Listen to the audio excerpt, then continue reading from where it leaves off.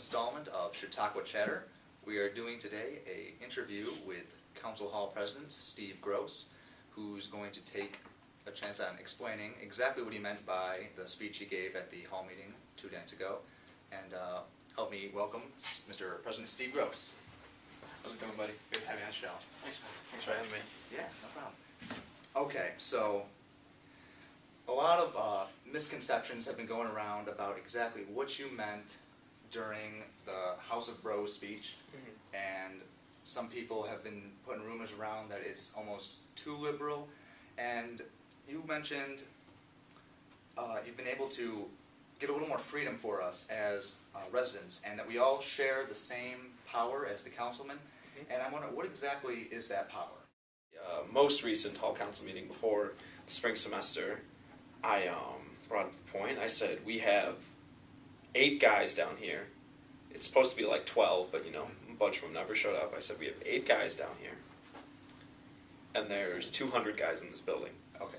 Less than 1% of us is representing all of us. Right. And, me, not just me, but my other, fellow Hall Council officers agreed, we want to give the boys more power. And what I mean by power is if you, as a Chautauqua Hall resident, have a concern or an idea, or maybe, just something to say, you want to come, you want to joke around. Hall Council meetings are very entertaining. They're not dry like you see on C-SPAN.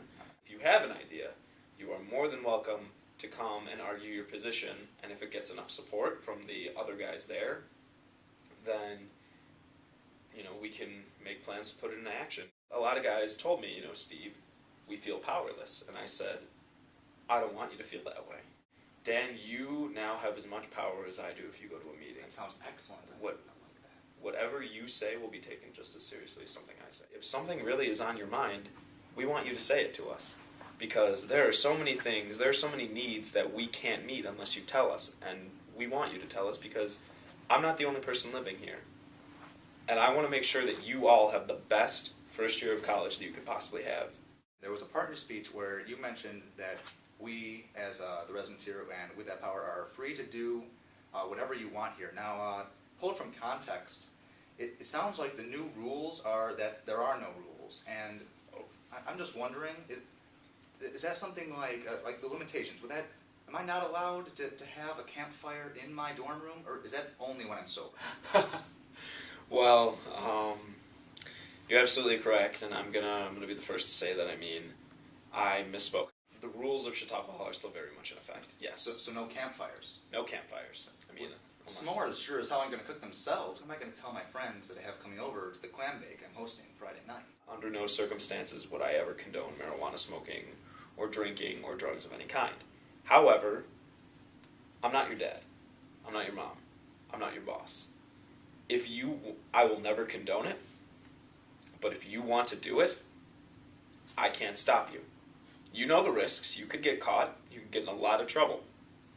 But it's not my business to tell you whether to take or not take those risks. Personally, I wouldn't. I think that's a great point you just brought up. It's a rephrasing of something you said during the speech. You said, now I'm not condoning drinking or marijuana, which you just said again. And you said, but if I can't hear you, the rule is they can't hear you, they can't get you.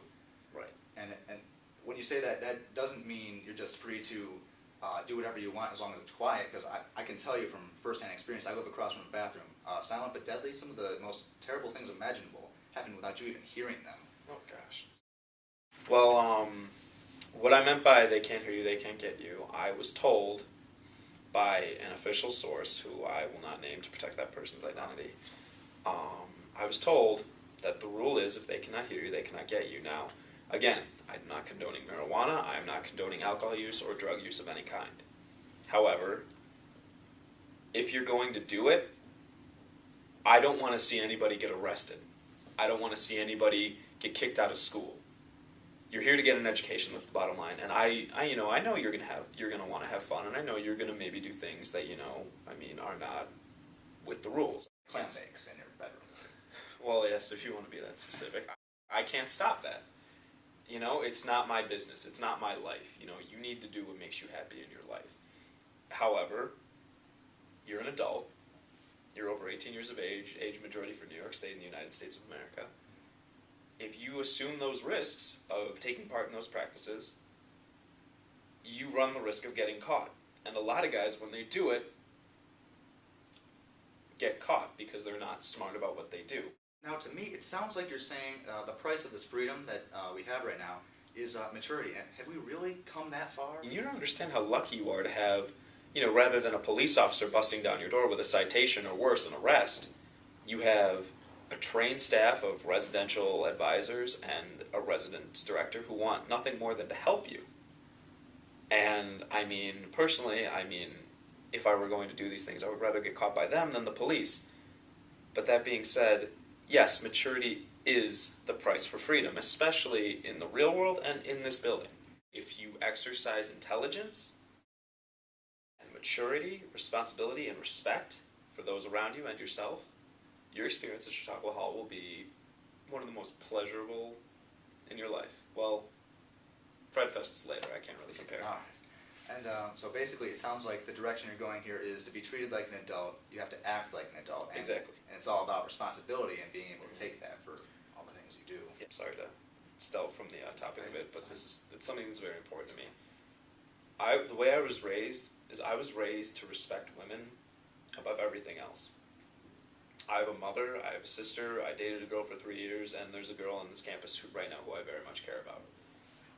And I saw a resident of Chautauqua take an intoxicated girl back to his dorm room.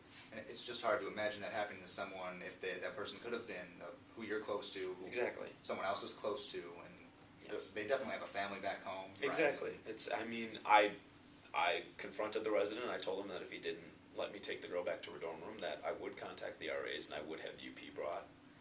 And one of the RAs, Josh, told me a story about a resident last year who brought a girl who was passed out back to the dorm. He had her over his shoulder and he tried to sign her in. Sounds like bringing something home from Wegmans. You could put that in your freezer, save it for later. Almost. Exactly, and it's disgusting. And again, one thing I will not stand for, like I said, if you're using alcohol, you're using drugs, I can't stop you. I don't condone it, but I can't stop you. But if I see anybody in this hall mistreating a woman, trying to take advantage of a woman, harassing a woman, and I hope if any other, resident of this hall sees someone doing it, they'll speak out and they'll take action. People are people, just no matter what gender they are. So really, it's a whole respect thing from one person to another person, not to mistreat them like that. Exactly, but as men, I think we have a duty in the world to protect women. Very knightly and noble, strong. All right. Well, it sounds like, in short, basically what this is with the freedoms that we have, they come with the price of responsibility and the ability to use these freedoms in a way that doesn't hurt other people or ourselves, and it's all about the responsibility. So, like you said in the speech, if there are any further questions, you can be contacted at. Exactly. I'm in room 229. Anybody who needs it, I will give my cell phone number.